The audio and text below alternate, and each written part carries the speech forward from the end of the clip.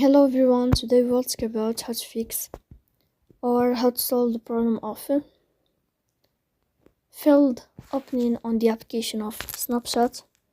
You click on settings, then we go to apps, default apps, app settings. Here in this page you're scrolling down until you find this window of Snapchat. Here we click on first stop and we click OK. Then you will enter to the window of storage. Here you will click on clear cache.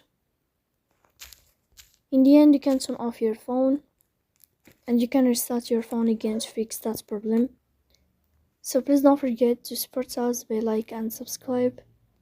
See you next time and thank you for your watching and your attention.